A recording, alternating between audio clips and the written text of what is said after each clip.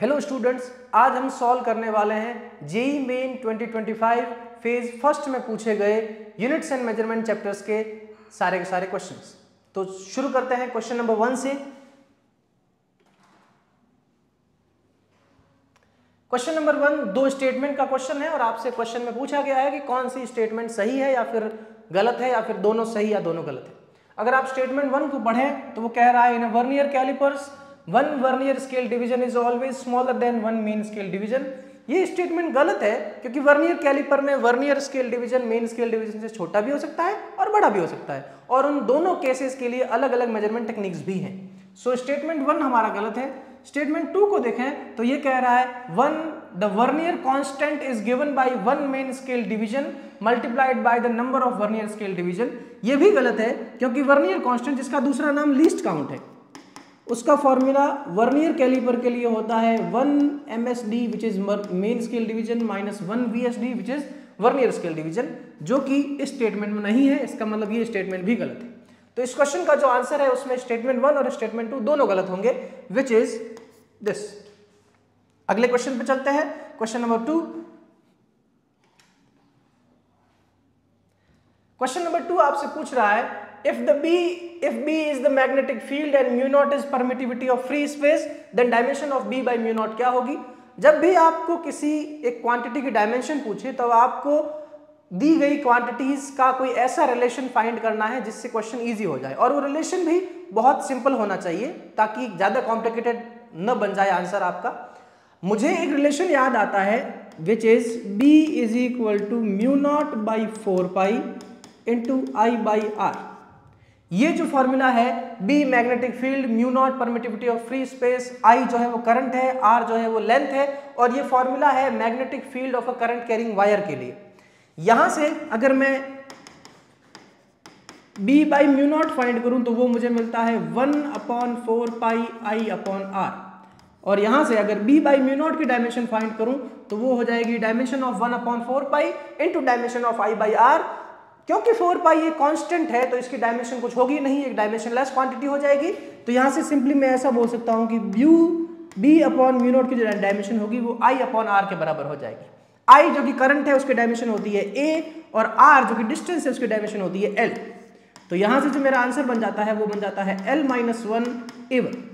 अगर आपको ऐसा कोई ऑप्शन दिखता है तो that is your answer which is option number 4। Question number 3 पे चलते हैं।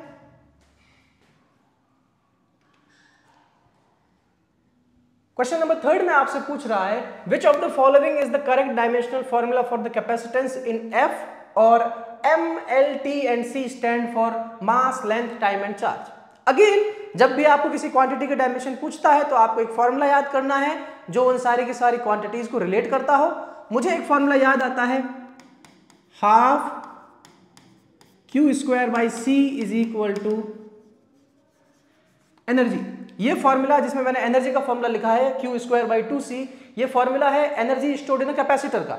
और यहां से मैं क्लियरली कह सकता हूं कि Q स्क्वायर बाई C का जो डायमेंशन होगा it will be equal to energy का डायमेंशन।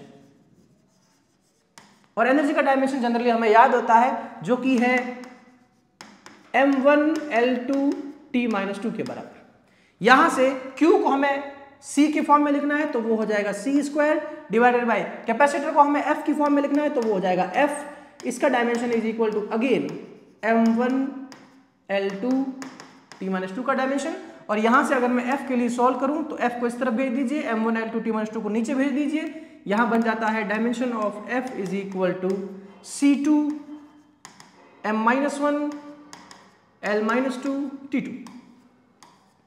इस तरीके का अगर आपको कोई फॉर्मूला दिखाई देता है तो दैट इज योर आंसर। अगर आप देखें तो इसमें C2 है और इसमें C2 है और इसमें M-2 है, इसमें M-1 है। सो दैट इज योर आंसर। देखिए L-2 भी मैच कर रहा होगा और T2 भी मैच कर रहा है। सो क्वेश्चन नंबर 3 का जो आंसर है वो B होगा। नेक्स्ट क्वेश्चन पे चलते हैं।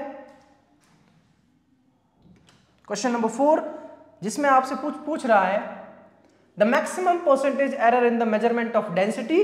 अगर आपसे जो ये क्वांटिटीज हैं mass of wire, radius of wire and length of wire दे दी जाए तो इसके लिए अगेन एक फॉर्मूला है density is equal to mass by volume. यहां से क्योंकि ये वायर है, वायर के लिए जो वॉल्यूम होती है उसका फॉर्मूला होता है एरिया इंटू लेंथ, और वायर सर्कुलर वायर है, इसका जो एरिया हो जाएगा वो हो जाएगा pi R square into again volume के लिए एल कर देंगे। यहां से अगर हम एरर फाइंड करें डेंसिटी में तो वो हो जाएगी delta rho by rho is equal to delta m by m plus delta l by L plus, क्योंकि आर स्क्वायर है तो 2 times of delta r by r हो जाएगा। यहां से अगर मैं सारे के सारी क्वांटिटीज पुट करूं तो सबसे पहले डेल्टा एम बाई एम के लिए ये रहा डेल्टा एम और दैट इज योर एम, वहां से आएगा 0.003 divided by 0.60 plus delta l by l की बात करेंगे तो वो हो जाएगा 0.05 divided by 10 plus delta r by r की बात करेंगे तो डेल्टा आर बाई आर है 0.01 डिवाइडेड बाय 0.50 और इसके साथ एक 2 मल्टीप्लाई करना पड़ेगा। ये हमें देगा delta rho by row which is fractional error in the density, लेकिन इसने हमसे परसेंटेज एरर पूछा है तो फ्रैक्शनल एरर को हम 100 से मल्टीप्लाई कर देंगे। यहां अगर मैं इस पूरी क्वांटिटी को 100 से मल्टीप्लाई कर देता हूं तो ये मुझे देता है परसेंटेज एरर इन डेंसिटी। इस पूरी की पूरी क्वांटिटी को हम सॉल्व करते हैं, जो आंसर आएगा that will be our final answer. यहां से सबसे पहले इस क्वांटिटी को सॉल्व करते हैं, इसमें 3 से मैं सब कुछ कट कर सकता हूं, यहां से मुझे मिल जाएगा 0.001 डिवाइडेड बाई 0.2 प्लस इसको सॉल्व करते हैं 0.5 से कट कर देते हैं 0.01 डिवाइडेड बाई 2 प्लस इसको सॉल्व करते हैं, ये मुझे देगा 2 इंटू 0.01 डिवाइडेड बाई ऑलरेडी 0.50 ही है इंटू 100। इस पूरी की पूरी क्वांटिटी को अगेन सॉल्व करते हैं, 100 से मल्टीप्लाई करते जाते हैं सब में ऊपर, यहां आ जाएगा 0.1 डिवाइडेड बाई 0.2 प्लस यहां आ जाएगा 1 डिवाइडेड बाई 2 प्लस यहां आ जाएगा 2 इंटू 1 डिवाइडेड बाई 0.5। इसको अगर मैं सॉल्व करूं तो ये मुझे फिर से 2 देता है, 2 इंटू 2 इज 4, ये है 0.5 और ये भी है 0.5। तो जो हमारा टोटल परसेंटेज एरर आता है डेंसिटी में वो आता है 4 प्लस 0.5 प्लस 0.5 which is 5%। So 5 is your answer which is option D. अगले क्वेश्चन में चलते हैं, क्वेश्चन नंबर 5 में, that is your question number 5। Question number 5 में आपसे पूछ रहा है the position of a particle moving on x axis is given by x for function of t is equal to a sin t plus b cos square t plus ct square plus d। पूछा गया है आपसे a b c by d का dimension. Okay, dimensional analysis फिर से use करेंगे। हम dimensional analysis से याद कर पा रहे हैं कि जब भी दो क्वांटिटीज को ऐड किया जाता है या फिर सब्ट्रैक्ट किया जाता है या फिर इक्वल कहा जाता है तब उन सब की डायमेंशन सेम होनी चाहिए। तो इस हिसाब से मैं ये कह सकता हूं कि जो x की डायमेंशन है, जो कि इसने कहा पोजीशन है, तो यहां मैं लिखूंगा x की डायमेंशन विच इज पोजीशन की dimension should be equal to, equal किया गया है इसको a से तो वो हो जाएगी dimension of a sin t भी साथ में रहेगा sin t, और वो डायमेंशन होगी क्योंकि a sin t को b cos स्क्वायर t से ऐड किया गया है, मतलब b cos स्क्वायर t की डायमेंशन भी सेम होनी चाहिए a sin t के साथ, और उसको ct स्क्वायर में भी ऐड किया गया है, मतलब ct स्क्वायर की भी डायमेंशन सेम हो जाएगी, और इसको d के साथ भी ऐड किया गया है, मतलब d की डायमेंशन भी सेम हो जाएगी।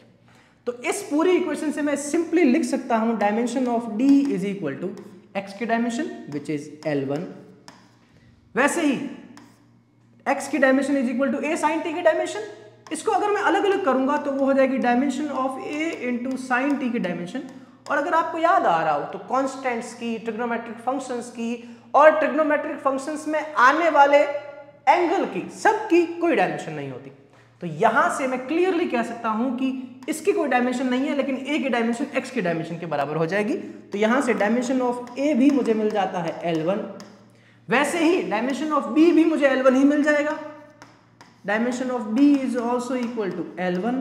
और अब मैं यहां देखूं तो यहां ct स्क्वायर की dimension is equal to x की डायमेंशन, t अगेन टाइम के बराबर है या फिर उसकी टाइम के डायमेंशन लेंगे तो वहां से मुझे मिलता है c की डायमेंशन इंटू टाइम स्क्वायर की dimension which is t2 is equal to x की डायमेंशन विच इज L1। यहां से अगर मैं सॉल्व करूं तो सी की डायमेंशन मुझे मिलती है वो मिलती है L1 डिवाइडेड बाई T2। तो मेरे पास A की डायमेंशन है, B की डायमेंशन है, C की डायमेंशन है और D की डायमेंशन है। इन सारी के सारी डायमेंशंस को अगर मैं यूज करूं और इस फॉर्मूला में पुट करूं which is asking me to find out the dimension of A B C by D, तो मुझे मिल जाएगा A की dimension which is L1 into B की dimension which is again L1 into C की dimension which is L1 by T2 divided by मुझे D की dimension which is again L1 करनी पड़ेगी।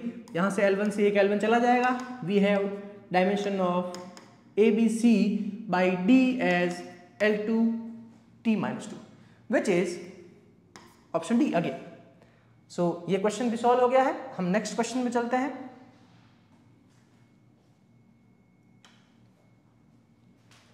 सिक्स्थ क्वेश्चन जो आपका है वो ये कह रहा है the electric flux phi is equal to alpha sigma plus beta lambda, और इसने लैम्डा और सिग्मा के बारे में कहा है कि lambda is linear and sigma is surface charge density. अगर आपको याद आ रहा हो तो लीनियर चार्ज डेंसिटी का फॉर्मूला होता है Q by L, L length है और Q चार्ज है, और sigma which is surface charge density इसका फॉर्मूला होता है Q by area which is again charge upon area. और इसने आपसे क्वेश्चन में पूछा है कि अल्फा बाई बीटा का डायमेंशन बताइए। जैसे कि मैंने लास्ट क्वेश्चन में कहा था, अगर दो क्वांटिटीज को इक्वल बताया जा रहा है तो उनकी डायमेंशन सेम होगी, ऐड किया जा रहा है तब भी डायमेंशन सेम होगी। तो यहां से मैं क्लियरली कह सकता हूं कि इस क्वांटिटी और इस क्वांटिटी की डायमेंशन सेम होनी चाहिए, which is alpha into sigma का dimension is equal to beta into lambda का डायमेंशन। यहां से मुझे lambda by beta alpha by beta अगर मैं करूं तो वो मुझे मिलता है लैम्डा बाई सिग्मा का डायमेंशन। अल्फा बाई बीटा हमसे पूछा गया है, लैम्डा बाई सिग्मा का डायमेंशन मैं यूज करूंगा। लैम्डा है Q बाई L और सिग्मा है Q बाई A, Q से Q कट जाएगा, we are have A by L का dimension is equal to alpha by beta का dimension, A which is area का डायमेंशन होता है L2 और L विच इज लेंथ का डायमेंशन होता है L1। यहां से मुझे जो डायमेंशन मिलता है अल्फा बाई बीटा का वो L1 के बराबर आता है। क्वेश्चन में ऑप्शन बी जो है वो L1 के बराबर है, सो that is your answer. Next question पे चलते हैं।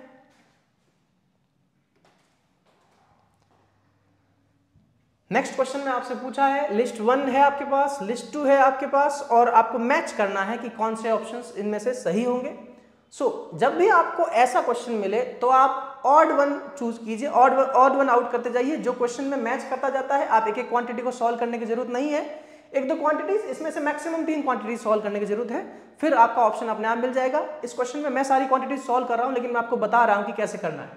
जैसे अगर आप सबसे पहले परमिएबिलिटी ऑफ फ्री स्पेस की बात करें तो परमिएबिलिटी ऑफ फ्री स्पेस का जो फॉर्मूला यूज करना है, अगेन आपको एक फॉर्मूला याद आना चाहिए, उस फॉर्मूला के हिसाब से आप निकाल पाएंगे कि क्या होगी उसकी dimension. Permeability of free space का मुझे फॉर्मूला याद आता है, B is equal to mu not by 4 pi into I by L. यहां से मुझे म्यू नॉट की dimension which is permeability of free space easily मिल जाएगा, लेकिन उसके लिए पहले मुझे बी का डायमेंशन पता होना जरूरी है। बी का डायमेंशन पता करने के लिए मैं एक और फॉर्मूला यूज करूंगा, B I L is equal to F. ये जो पहला फॉर्मूला है ये magnetic field of a wire, current carrying wire का है, और ये जो दूसरा फॉर्मूला मैं यूज कर रहा हूं वो करंट कैरिंग वायर के ऊपर फोर्स का फॉर्मूला है। यहां से मुझे बी का डायमेंशन इजीली मिल सकता है which is F by I into L का डायमेंशन, और इसी चीज को अगर मैं यहां यूज करूं तो मुझे मिलता है एफ बाई आई एल का dimension is equal to mu not by 4 pi into I by L का डायमेंशन। यहां से देखिए एल से एल कट जाएगा और मेरे पास जो म्यू नॉट का डायमेंशन बचेगा वो बचेगा एफ बाई आई, और ये आई भी इस तरफ आ जाएगा which is F by I square is equal to mu not by 4 pi. Dimensional analysis use करेंगे तो 4 पाई कांस्टेंट है, उसका डायमेंशन कुछ होता नहीं है। यहां से मुझे म्यू नॉट का डायमेंशन मिलता है एफ बाई आई के डायमेंशन के बराबर, एफ बाई आई स्क्वायर का डायमेंशन जो मैं लिख सकता हूं एफ का dimension m1 l1 t minus 2, और आई स्क्वायर का डायमेंशन जो है वो हो जाएगा a2, that is dimension of mu naught जो बन जाता है m1 l1 t माइनस 2, और a2 ऊपर जाएगा तो a minus 2, m1 l1 t minus 2 a minus 2 which is this. तो हमें ए को जो कनेक्ट करना है वो सी थर्ड से कनेक्ट करना पड़ेगा। तो आप सबसे पहले देखिए कि ए को थर्ड में कौन कौन कनेक्ट कर रहा है, उस हिसाब से हम आगे बढ़ेंगे। ए को थर्ड में कनेक्ट कर रहा है सिर्फ ऑप्शन सी, बाकी में इसको ये फोर्थ से कर रहा है, ये सेकंड से कर रहा है, ये फर्स्ट से कर रहा है। तो आपका ऑप्शन पहले ही मिल गया आपको सारे के सारे क्वेश्चन, सारे के सारी क्वांटिटीज सॉल्व करने की जरूरत नहीं है, लेकिन फिर भी हम चेक कर लेते हैं। अगर मैं सेकंड की बात करूं जो कि मैग्नेटिक फील्ड के लिए पूछ रहा है, तो अभी अभी मैंने एक फॉर्मूला लिखा था BIL is equal to F का dimension. B magnetic field, I is current, L is length and F is force. यहां से मुझे मिलता है M1 L1 T-2 is equal to dimension of B into dimension of I मतलब current का होता है A और लेंथ का होता है L ही। यहां से मुझे मैग्नेटिक फील्ड की डायमेंशन मिल जाएगी M1 L1 T-2 divided by A into L1। देखिए L1 से L1 हट जाएगा, we will have M T-2 A-1। अगर आप देखें तो M T-2 A-1 सेकंड में है, मतलब B को कनेक्ट करना है सेकंड से। और अगर आप देखें तो C फिर से B को सेकंड से भी कनेक्ट कर रहा है। अब थर्ड को चेक कर लेते हैं। थर्ड क्वांटिटी जो है वो है मैग्नेटिक मूवमेंट की। मैग्नेटिक मूवमेंट का जो फॉर्मूला होता है वो होता है करंट इनटू एरिया के बराबर। और यहां से अगर मैं डायमेंशंस निकालूं मैग्नेटिक मूवमेंट की, तो मुझे मिलती है करंट की डायमेंशन विच इज A और एरिया की dimension which is L2 which is fourth option. तो C को कनेक्ट करना है फोर्थ से। आप देखिए C को फोर्थ से कनेक्ट इसी ऑप्शन में किया गया है। अगले की बात करें टॉर्शनल कांस्टेंट, तो टॉर्शनल कांस्टेंट जो होता है, अगर आपको याद आ रहा हो गैल्वेनोमीटर में एक फॉर्मूला आप यूज करते थे, tau is equal to C into alpha. यानी कि आप जितना ट्विस्ट करेंगे वायर को, जितना एंगल से ट्विस्ट करेंगे वैसे उतना ही उसमें एक रीस्टोरिंग टॉर्क आता जाएगा। वो रीस्टोरिंग टॉर्क टाउ होता है और वो जो एंगल था उसका जो सिंबल है वो थीटा है और वहां पे प्रोपोर्शनलिटी कांस्टेंट C आता है। इस C को ही बोला जाता है टॉर्शनल कांस्टेंट। यहां से अगर मैं डायमेंशंस फाइंड करूं तो टॉर्क की dimension is equal to C की डायमेंशन इनटू थीटा की डायमेंशन। और अगर आपको फिर से याद आ रहा हो तो कुछ कांस्टेंट्स, ट्रिग्नोमेट्रिक फंक्शंस और थीटा उसकी भी कोई डायमेंशन नहीं होती। इसका मतलब C की dimension is equal to tau की डायमेंशन, इसकी कोई डायमेंशन है नहीं। और टाउ की जो डायमेंशन होती है वो होती है M1 L2 T-2 which is the dimension of C again. तो आप देखें option number 1 M1 L2 T-2 that is the dimension of torsional constant, मतलब D को 1 से कनेक्ट करना है, जो अगेन ऑप्शन नंबर थर्ड कर रहा है। So third will be your answer. लेकिन जैसा कि मैंने आपको कहा था, इस क्वेश्चन को पूरा सॉल्व नहीं करना है, आपको बस कुछ क्वांटिटीज के बारे में पता होना चाहिए। अगर आप कुछ क्वांटिटीज के बारे में श्योर हैं तो उनको पहले सॉल्व कीजिए। उसके अलावा कुछ क्वांटिटीज का डायमेंशनल फार्मूला फाइंड करना डिफिकल्ट होता है, जैसे इसका डायमेंशनल फार्मूला फाइंड करने में काफी टाइम लगता है, आपको याद होता नहीं है जनरली ये इजीली, इसको फाइंड करने में काफी टाइम लगेगा। तो आप मैग्नेटिक फील्ड को फाइंड कर लीजिए, मैग्नेटिक मूवमेंट को फाइंड कर लीजिए, टॉर्शनल कांस्टेंट, जिनका भी डायमेंशन बहुत इजीली निकल पाए पहले उसको फाइंड कीजिए और फिर ऑड वन आउट करते जाइए, जो भी आंसर होगा वो आपको मिल जाएगा। तो ये क्वेश्चन सॉल्व हो गया है। अब हम नेक्स्ट क्वेश्चन में चलते हैं।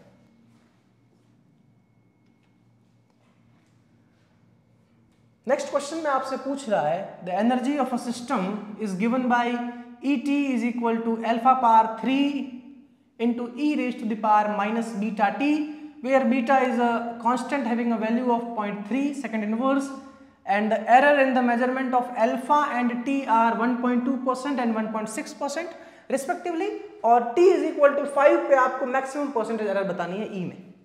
ध्यान रखिएगा, जब भी आपको एक ऐसा फंक्शन मिलता है जो एक कॉम्प्लेक्स फंक्शन हो, E raise to the power something में हो, और आपसे उसका अगर एरर फाइंड करने को बोले, तो उस क्वेश्चन को हमेशा आपको डिफरेंशिएशन के मेथड से सॉल्व करना है। कैसे करेंगे आप सॉल्व? मैं फिर से लिख रहा हूं, E is equal to alpha raise to the power 3 into E raise to the power beta T।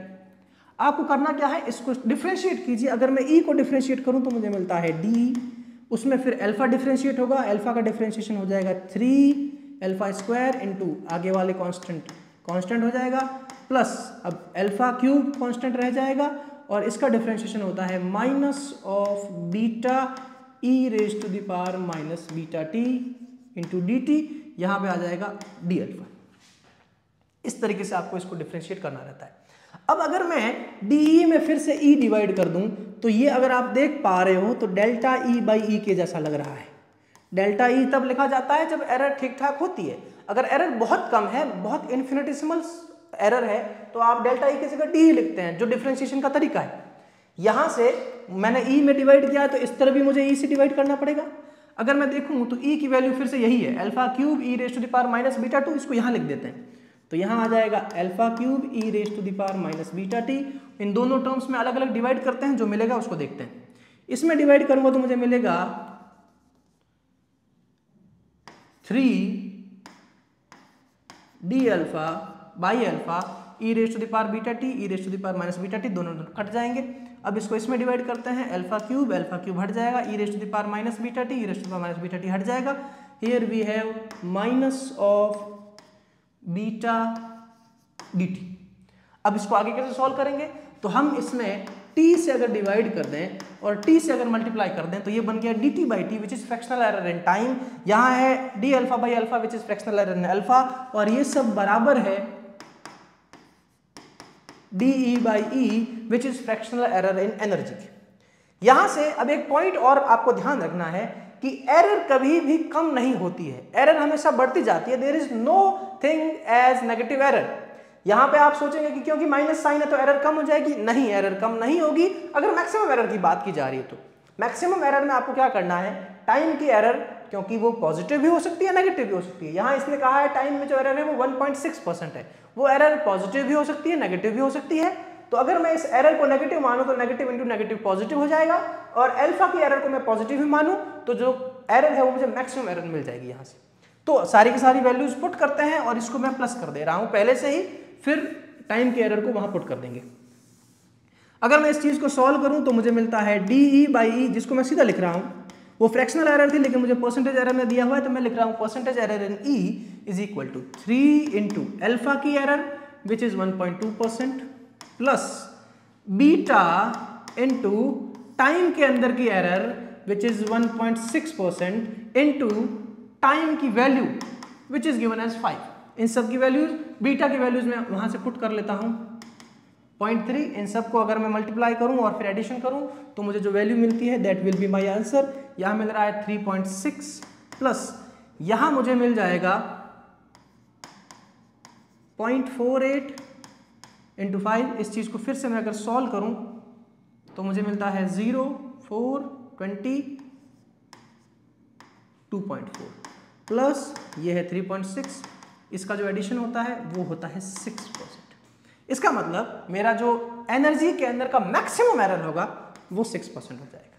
So that is your answer. अगले क्वेश्चन में चलते हैं।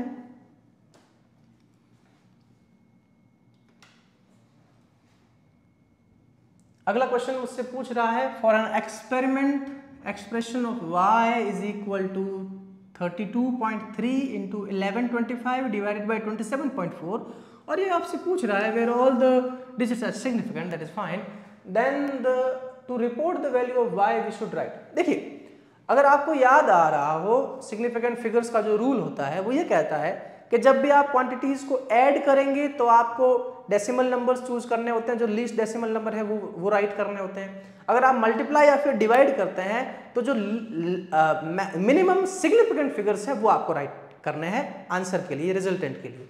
यहां पे अगर मैं देखूं तो 32.3 में 3 सिग्निफिकेंट फिगर्स हैं, 27.4 में भी 3 सिग्निफिकेंट फिगर्स हैं, और यहाँ पे 4 सिग्निफिकेंट फिगर्स हैं। इसका मतलब मेरा जो आंसर होना चाहिए वो 3 सिग्निफिकेंट फिगर्स का होना चाहिए। तो ऑप्शन चेक करते जाते हैं, जिसमें 3 सिग्निफिकेंट फिगर्स होंगे वो आपका आंसर हो जाएगा। ऑप्शन ए में जो सिग्निफिकेंट फिगर्स हैं वो है 1 2 3 4 5 6, मतलब 6 सिग्निफिकेंट फिगर्स, जो ये नहीं हो सकता।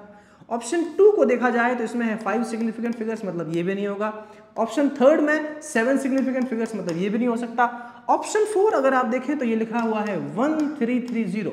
अब आप सोचेंगे इसमें सिग्निफिकेंट फिगर्स हैं कितने, तो एक चीज आपको हमेशा ध्यान रखनी है, अगर कोई क्वांटिटी डेसिमल में नहीं लिखी हुई है तो उसका जो लास्ट के जीरोज होते हैं वो कभी भी सिग्निफिकेंट फिगर्स में काउंट नहीं किए जाते, दे आर नॉन सिग्निफिकेंट।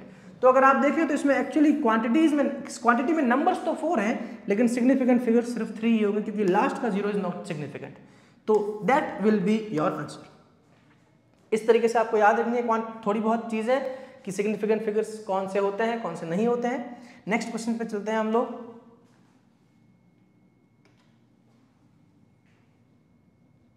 इस क्वेश्चन में आपसे पूछा गया है the least count of a screw gauge is 0.01। मैं लिख लेता हूं इस चीज को, least count is equal to 0.01 mm if the pitch is increased by 0.75% and number of division of the circular scale is reduced by 50%, then the new least count will be।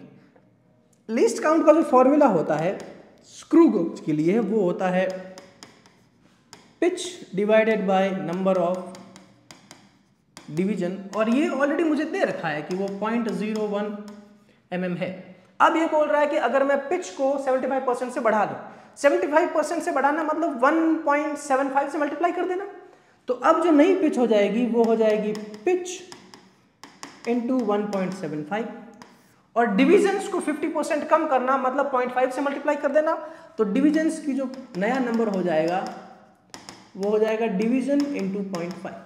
ये मेरा नया लीस्ट काउंट होगा, मैं इसको LC dash बोल रहा हूँ। और अगर मैं देखूं तो एलसी डैश जो होगा वो ये तो ऑलरेडी पहले वाला एलसी है, और साथ में एक और क्वांटिटी आ गई है।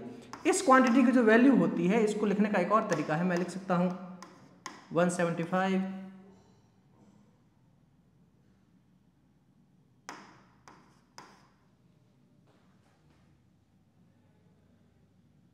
Divided by 50। इसको अगर मैं सॉल्व करूंगा तो मुझे मिलेगा 3.5। कहने का मतलब जो मेरा नया लीस्ट काउंट हो जाएगा वो पुराने वाले लीस्ट काउंट का 0.35% हो जाएगा। इस चीज़ को सॉल्व करते हैं तो मुझे नया लीस्ट काउंट जो मिलता है, पुराना वाला लीस्ट काउंट मेरा था 0.01 इंटू मुझे लिखना है 3.5 mm। इस चीज़ को अगर मैं सॉल्व करता हूं तो मुझे जो मिलता है क्वांटिटी वो मिल जाएगा 35 इंटू 10⁻⁻⁰3 -3 mm। इस तरीके का आपका आंसर होना चाहिए। इसने ऑलरेडी मुझे दे रखा है कि -3 इंटू 10⁻⁻3 तो आपको लेना ही है, और ये क्वांटिटी mm में होनी चाहिए थी। यहाँ से मुझे जो ब्रैकेट का क्वांटिटी मिल जाता है वो मिल जाता है 35। तो इस क्वेश्चन का जो आपका आंसर होगा वो हो जाएगा 35। अब आगे बढ़ते हैं, नेक्स्ट क्वेश्चन को सॉल्व करते हैं।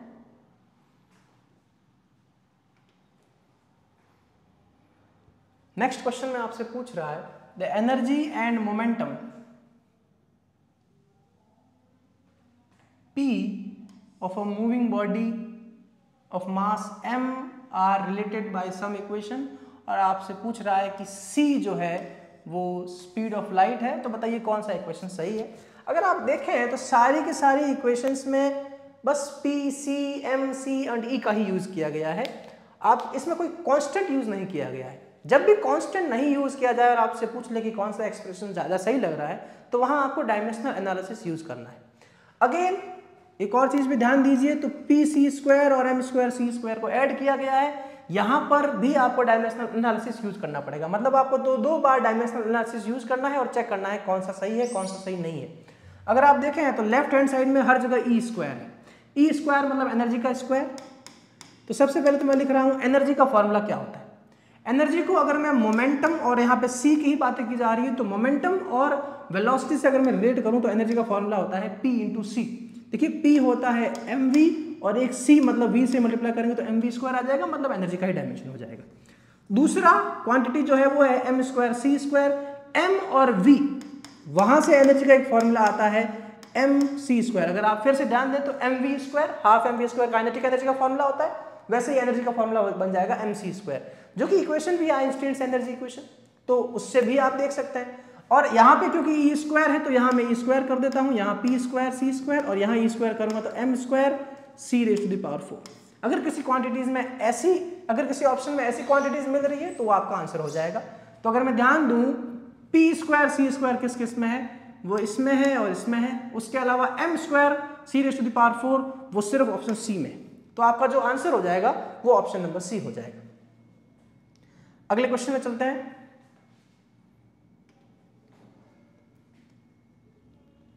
इस क्वेश्चन में आपसे बोल रहा है a tiny metallic rectangular sheet has a length and breadth of 5 mm and 2.5 mm respectively using a specially designed screw gauze which has a pitch of 0.75 mm and 15 divisions in the circular scale. You are asked to find out area of the sheet in this measurement the maximum fractional error will be. Okay, ध्यान दीजिए, area जो होता है एक rectangular sheet का वो हो सकता है L इंटू बी, क्योंकि लेंथ और ब्रेड्थ दे रखी है तो मैं L इंटू बी लिख दूंगा। यहां से अगर मैं फ्रैक्शनल एरर इन एरिया निकालूं तो वो हो जाएगा delta L by L plus delta B by B. इसने मुझे फ्रैक्शनल एरर की ही बात करनी है तो फ्रैक्शनल एरर में ही बात करते हैं। यहां से डेल्टा L बाई एल की जो बात होगी, पहले तो डेल्टा L कितना होगा वो इंपॉर्टेंट है। अगर आप देखें तो इसने स्क्रू गॉज यूज किया है, इसका मतलब स्क्रू गॉज का जो लीस्ट काउंट है वही आपका एरर हो जाएगा। दोनों केस में डेल्टा L भी वही हो जाएगा जो उसका लीस्ट काउंट है और डेल्टा B भी वही हो जाएगा जो उसका लीस्ट काउंट है, क्योंकि दोनों को इसी स्क्रू गॉज से मेजर किया गया है। एक स्क्रू गॉज का जो लीस्ट काउंट होता है वो लिखा जाता है pitch by number of division से। पिच इसने दे रखी है 0.75 mm और डिवीजन इसने ऑलरेडी कहा है कि 15 ही चूज करने हैं आपको। इसका मतलब जो आपका लीस्ट काउंट आता है वो आता है 0.5 mm।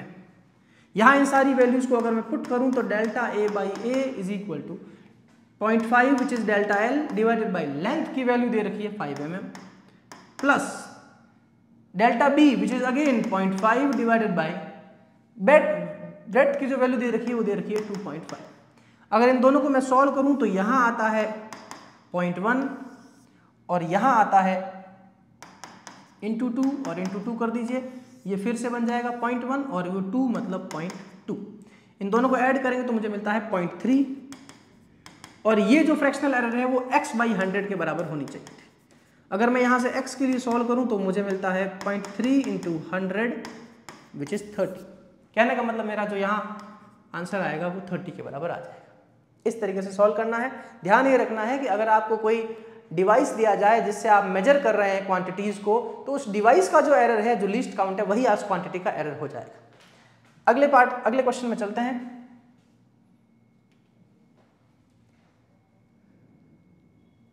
इस क्वेश्चन में फिर से आपको दो लिस्ट दी गई हैं और दोनों लिस्ट में कुछ क्वांटिटीज, पहली लिस्ट में कुछ क्वांटिटीज हैं और दूसरी लिस्ट में उनके डायमेंशनल फॉर्मूलाज हैं और आपको फिर से मैचिंग करनी है।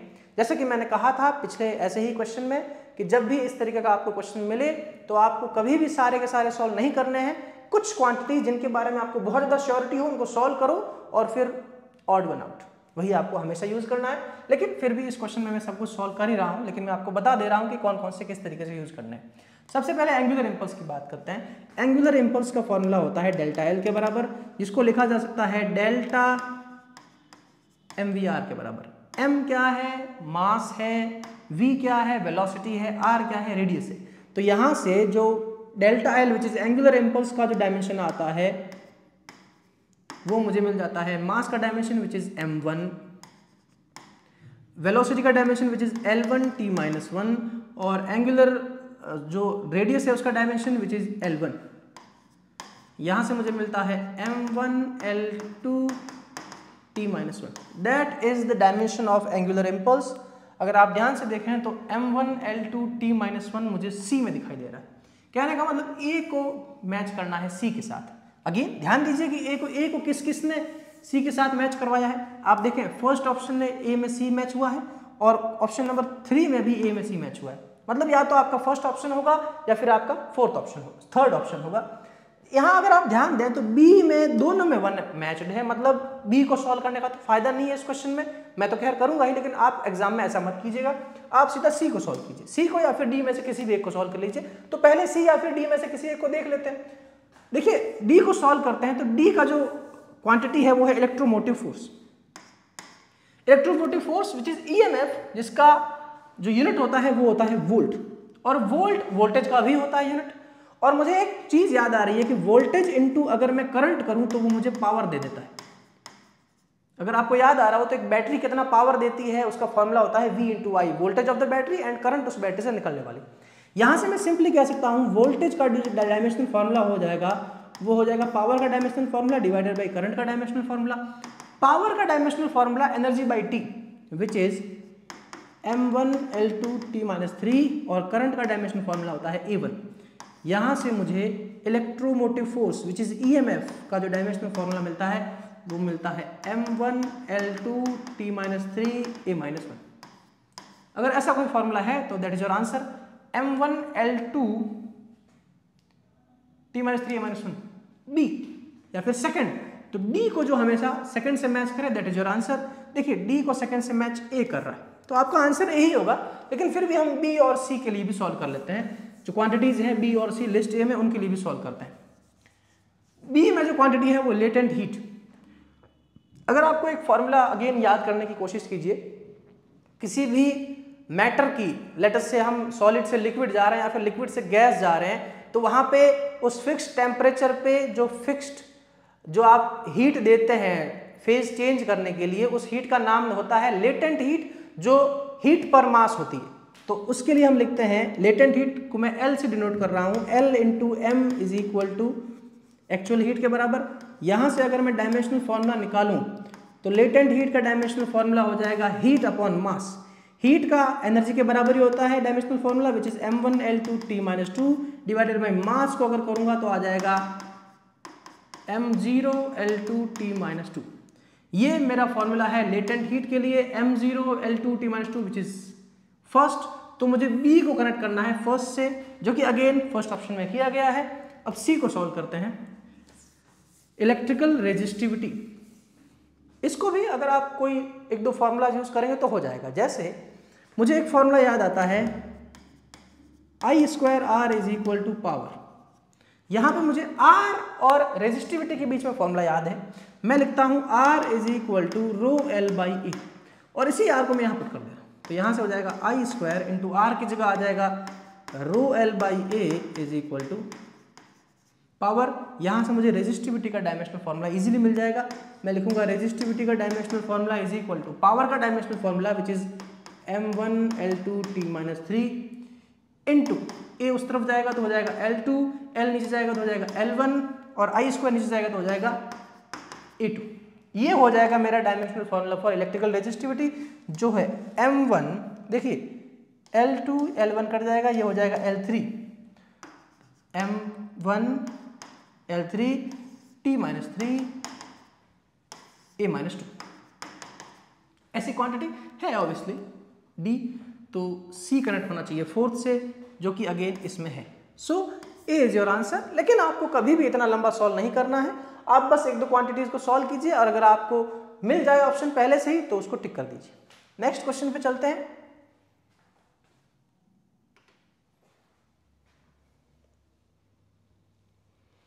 नेक्स्ट क्वेश्चन में आपसे पूछ रहा है the expression is given below shows the variation of velocity v is equal to at² plus bt upon c plus t, और आपसे पूछा जाए डायमेंशन ऑफ abc, ये पूछा गया है। जैसे कि मैंने आपसे कहा था, एक और क्वेश्चन हमने थोड़ी देर पहले ही देखा था, जब भी क्वांटिटीज को इक्वल किया जाता है या फिर ऐड किया जाता है तो उनके डायमेंशन सेम होनी चाहिए। तो इससे भी मैं ऐसा क्लियरली कह सकता हूँ कि dimension of v is equal to dimension of at² plus, क्योंकि प्लस का साइन है तो वो भी dimension of bt divided by c plus T हो जाएगी। यहां से dimension of v which is velocity का डायमेंशन होता है L1T-1 is equal to dimension of at2, मतलब dimension of a into t2 का डायमेंशन ऑफ t² का डायमेंशन हो जाएगा t2। यहां से जो a का डायमेंशन आता है वो आ जाता है L1T-3। अब bt के डायमेंशन को सॉल्व करने के लिए पहले अपने को c और t का डायमेंशन देखना पड़ेगा, क्योंकि c और t ऐड हो रहे हैं, तो dimension of c is equal to dimension of t which is t1। ये c का डायमेंशन आ गया, यहाँ अपने पास a का डायमेंशन आ गया। अब इस चीज को फिर से सॉल्व करते हैं, इन दोनों को। यहां से मैं लिख सकता हूं v का dimension which is again L1T-1, it should be equal to the dimension of bt² divided by c plus T. Obvious सी बात है, c का डायमेंशन t के ही बराबर है, तो ये इसका टोटल डायमेंशन t हो जाएगा, और t, और वहां है हमारे पास b इंटू टाइम का डायमेंशन फिर से t डिवाइडेड बाई t, यहां से t से t कट जाएगा, b का डायमेंशन हो जाएगा L1T-1। अगर इन तीनों के डायमेंशन को मल्टीप्लाई करें तो abc का डायमेंशन मिल जाएगा, विच इज a का डायमेंशन L1T-3 इंटू b का डायमेंशन L1T-1 इंटू c का डायमेंशन t1। यहां से t-1 से t+1 कट जाएगा, we will have L2T-3 as the dimension of ABC। L2T-3 अगर आप देखें तो ऑप्शन ए में है, सो that is your answer. Next question में चलते हैं।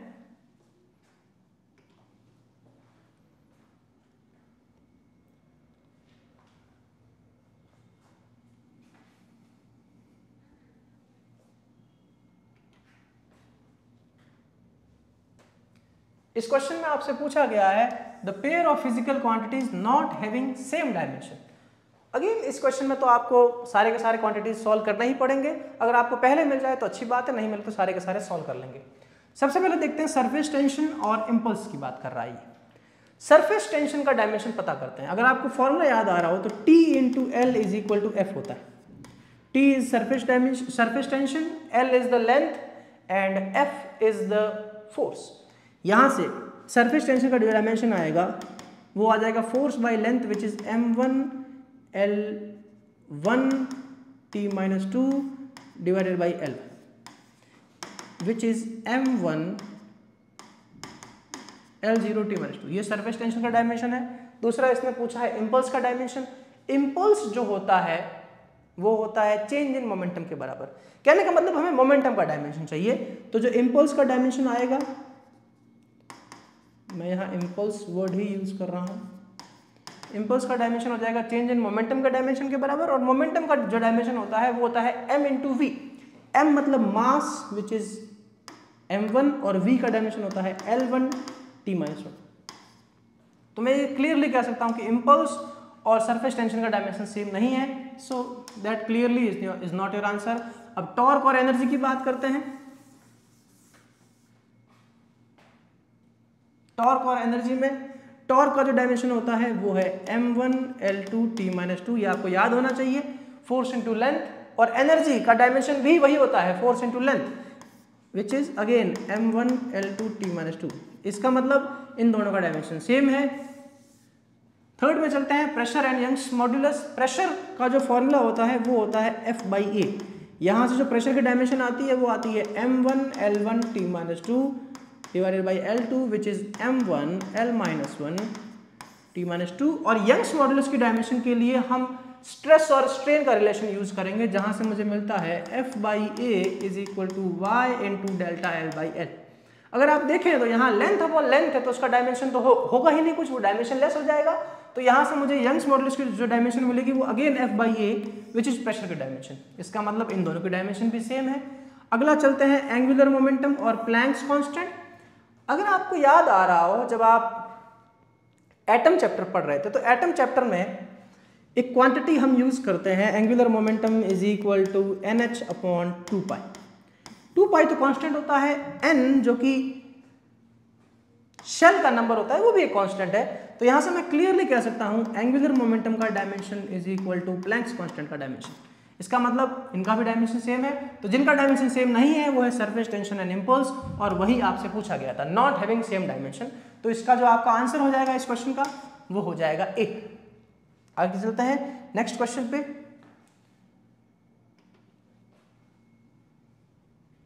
इस क्वेश्चन में अगेन आपको लिस्ट A में क्वांटिटीज दी गई है, लिस्ट B में डायमेंशंस दी गई हैं, और आपसे पूछा गया है मैट्रिक्स मैच कीजिए। जैसा कि मैंने कहा था हर क्वेश्चन में बार बार आपको कहे जा रहा हूं, सबको सॉल्व नहीं करना है, सिर्फ उन क्वांटिटीज को सॉल्व कीजिए जो जिनके बारे में आप बहुत ज्यादा कॉन्फिडेंट हैं, जिनके बारे में आप जिनके फॉर्मुलेज आपको पता है। खैर मैं यहाँ पे सारे सॉल्व कर ही रहा हूँ, और फिर आपको ऑड वन आउट करते जाना है। तो सबसे पहले यंग्स मॉड्यूलस की बात करते हैं। यंग्स मॉड्यूलस का फॉर्मूला मैंने जस्ट पीछे वाले क्वेश्चन में बताया था, यहां से निकाला जा सकता है। ये क्वांटिटी डायमेंशन लेस है, जो कि स्ट्रेन है, डायमेंशन लेस होता है। यंग्स मॉड्यूलस की डायमेंशन हो जाएगी F/A के बराबर। F मतलब force which is the dimension of m1 L1 T-2 divided by A मतलब एरिया, उसका डायमेंशन होता है L2। यहां से मुझे जो यंग्स मॉड्यूलस की डायमेंशन मिलती है वो मिलती है m1 L-1 T-2। m1 L-1 T-2 जो कि इसके अंदर है। कहने का मतलब A को जो 2 से कनेक्ट करे, that should be your answer. A को 2 से कनेक्ट करने वाले यहां दो लोग हैं, ऑप्शन A भी और ऑप्शन D भी। चलिए तो आगे वाले को चेक करते हैं। उससे पहले आप ध्यान दीजिए, A को 2 से कनेक्ट किया है, B में अलग अलग है, C में भी अलग अलग है, और D में सेम है। तो D को सॉल्व करना ही नहीं है, B और C में से जो आपको इजी लगे उसको सॉल्व कीजिए। तो सबसे पहले मैं B को सॉल्व कर लेता हूं। टॉर्क का फॉर्मूला जो आपको पता है, tau is equal to F into L। कहने का मतलब फोर्स और लेंथ का डायमेंशन को मल्टीप्लाई कर दीजिए, विच is m1 L1 T-2 into L1, जो मुझे देता है m1 L2 T-2। आप ध्यान देंगे m1 L2 T-2 fourth option में है।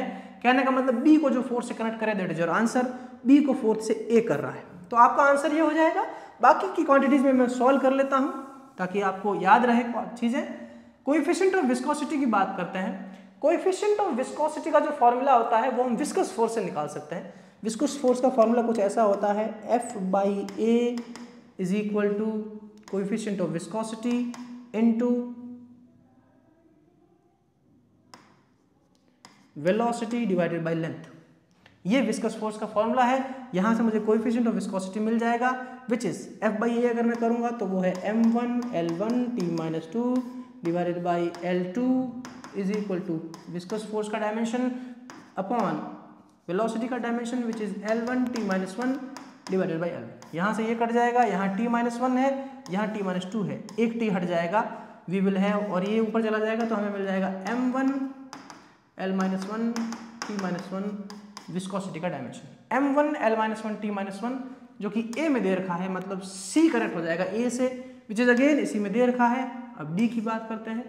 ग्रेविटेशनल कांस्टेंट, इसका डायमेंशन आपको याद होना चाहिए वैसे, लेकिन मैं फिर भी सॉल्व कर देता हूँ। आपको याद आ रहा होगा जो ग्रेविटी का फोर्स होता है वो होता है G mass square divided by distance square. अगर मासेस सेम है तो मास स्क्वायर हो जाएगा। यहाँ से जो ग्रेविटी कांस्टेंट का फॉर्मूला आता है, डायमेंशन आता है, वो आता है Fr² डिवाइडेड बाई m² का डायमेंशन। F का होता है m1 L2 T-2 डिस्टेंस का square which is L2 divided by mass का स्क्वायर विच इज m2। इसको अगर मैं सॉल्व करूं तो मुझे मिलता है फोर्स के लिए L1 होता है, यहाँ हो जाएगा L3 और T-2, m-1 L3 T-2 m-1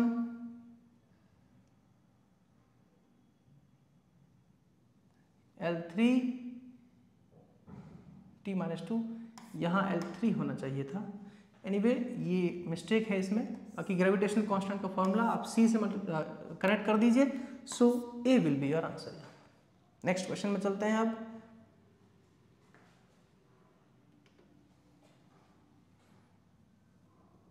question number 17, again वही क्वेश्चन।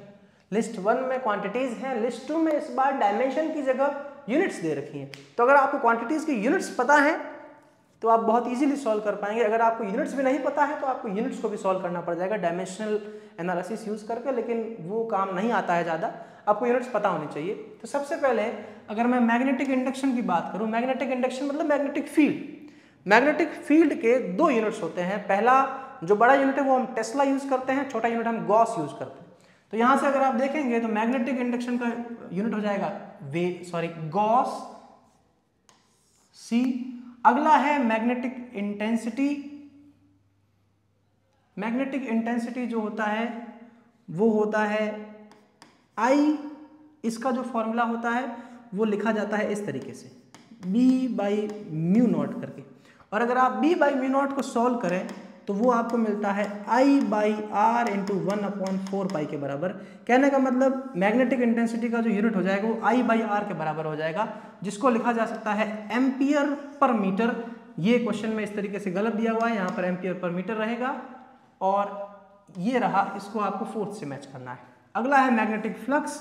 मैग्नेटिक फ्लक्स का जो फॉर्मूला होता है वो होता है मैग्नेटिक फील्ड इंटू एरिया, और इसका यूनिट जो होता है वो होता है वेबर। सो अगेन ये आपका आंसर है। अगला मैग्नेटिक मोमेंट। मैग्नेटिक मोमेंट को लिखने का तरीका होता है I × A, मतलब करंट इंटू एरिया, जो हो जाएगा ampere metre square which is first. तो अगर आप देखें जहां A को C से मिलाया गया हो, A को थर्ड से ये सब लोग मिला रहे हैं। अगला B को फोर्थ से, B को फोर्थ से ये दोनों मिला रहे हैं। अगला C को सेकंड से, C को सेकंड से, थर्ड ऑप्शन मिला रहा है। So third option will be your answer and this is how you can solve. आपको यूनिट्स कुछ क्वांटिटीज हो सके तो सारी क्वांटिटीज की याद रखिए, वरना कुछ क्वांटिटीज की यूनिट्स याद रखिए। अगले क्वेश्चन में चलते हैं।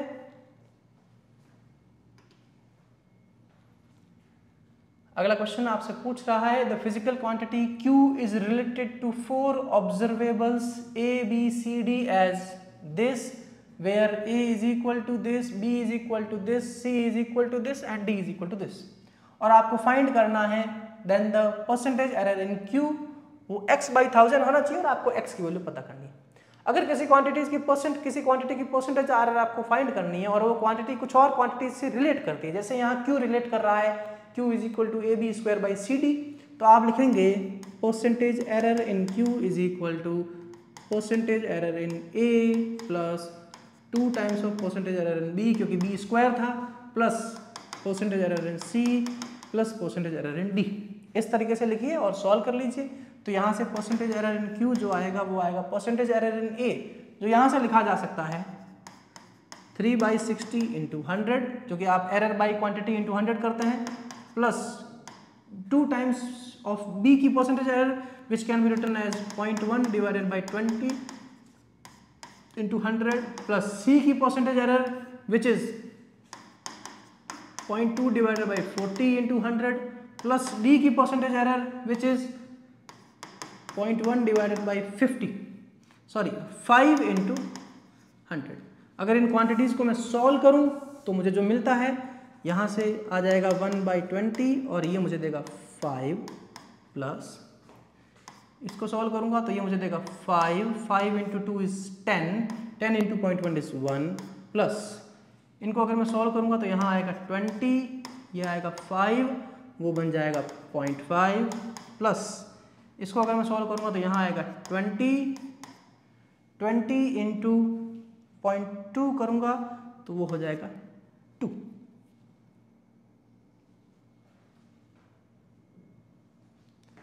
Very well,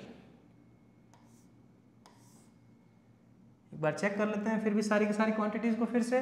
3/60 into 100 which would give me 1/20 into 100 which is 5, plus 2 into B का percentage error which is 0.1 divided by 20, 0.1 divided by 20 into 100 करेंगे तो ये आएगा 5 into 0.1 which is 0.5 into 2 is 1। फिर C में एरर जो है वो है 0.2 डिवाइडेड बाई 40, तो हो जाएगा 0.2 डिवाइडेड बाई 40 इंटू 100, 0.2 से 40 को कट करेंगे तो आएगा 0.1 डिवाइडेड बाई 20, इसको इससे मल्टीप्लाई करेंगे तो आ जाएगा 100/20 विच इज 5, और 5 को 0.1 से मल्टीप्लाई करेंगे तो आ जाएगा 0.5, प्लस D का जो एरर है वो है 0.1 डिवाइडेड बाई 5, इसको 100 से मल्टीप्लाई करेंगे तो आएगा 20 इंटू 0.1 विच इज 2। इस सारी की सारी क्वांटिटीज को सॉल्व करते हैं तो आता है 5 plus 2 which is 7 plus 1 which is 8 और 0.5 होता है 8.5। और इस क्वांटिटी को हमें इक्वल करना है x बाई 100 की। तो यहां से जो x की वैल्यू मुझे मिलती है वो मुझे मिल जाएगी 8500 के बराबर। तो इस वैल्यू को मैं यहां पुट कर दूंगा 8500, and that is the answer of this question. Next question में चलते हैं। वेरी वेल, क्वेश्चंस खत्म हो गए हैं। Thank you very much. और ऐसे ही वीडियोस के लिए हमारे चैनल एक्सेस इंस्टीट्यूट को सब्सक्राइब कीजिए। Thank you.